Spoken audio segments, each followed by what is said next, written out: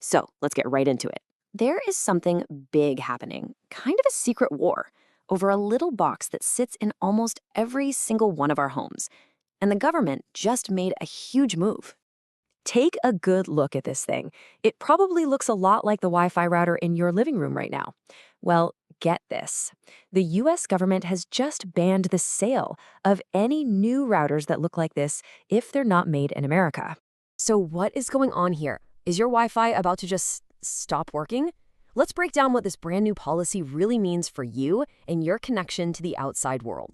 All right, first up, let's get straight to the policy itself. What did the government actually do here?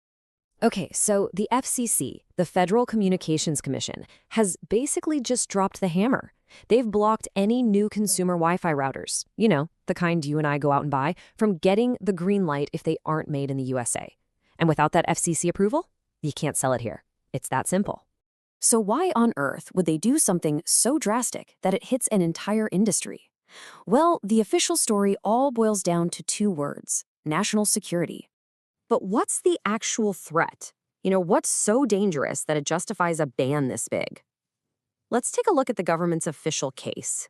So the way they're doing this is through something called the covered list. You can basically think of it as a government blacklist. If your product gets put on this list, it's considered a major risk to the country, and you're pretty much kicked out of the market. And just like that, foreign-made routers are now on the list. And this quote right here, it gets to the absolute heart of the government's fear. The White House put it bluntly: they can't risk foreign governments having built-in backdoors into American homes through something as basic as our routers. And, this isn't just some vague paranoia. The FCC is pointing to very specific large-scale cyber attacks, things like Volt Typhoon, Flax Typhoon, and Salt Typhoon. They argue that foreign-made routers were the gateway for these operations that targeted our power grids, our water systems, basically our critical infrastructure. Okay, so that's the official story from the government. But let's move on and talk about how this actually hits us in the real world. How does this affect the brands you literally see on store shelves? Now, this is a really important point. This is not a recall. The router you have right now is fine, and stores can keep selling the models they already have in stock.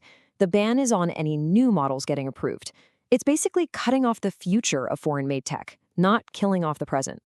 And don't for a second think this is about some tiny, obscure brands. No, we're talking about the biggest names in the game. We're talking TP-Link, Asus, Netgear. This hits pretty much the entire router industry, the exact companies that we all actually use. And look at this. It really shows you how widespread this is. Even a US-based company like Netgear gets caught up in this because, like pretty much everyone else, they build their stuff overseas in places like Taiwan and Vietnam. So this isn't about where the company's main office is, it's all about where the actual hardware gets made. But while the official story is all about security, a lot of critics are saying, hang on a second.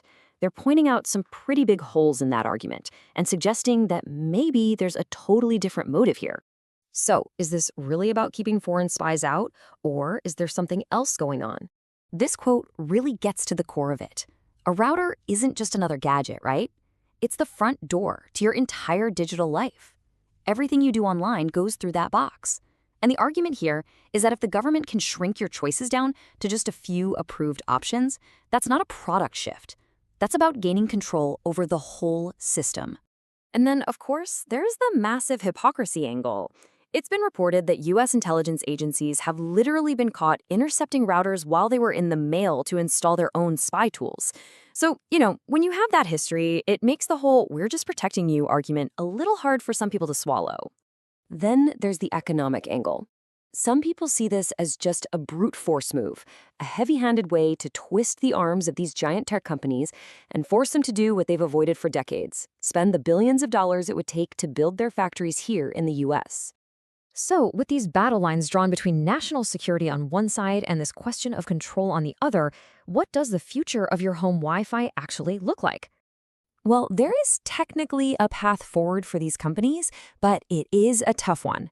They can apply for an exemption, but it means getting a sign-off from the Pentagon or Homeland Security. And here's the kicker: they have to submit a detailed plan to eventually move all their manufacturing to the US. So, what's the immediate result for all of us? Well, Wi-Fi innovation might just grind to a halt. It's going to take years to build up that kind of manufacturing here. In the meantime, we could be stuck using tech from 2026 for a long, long time, with no new, faster, or more secure routers hitting the market.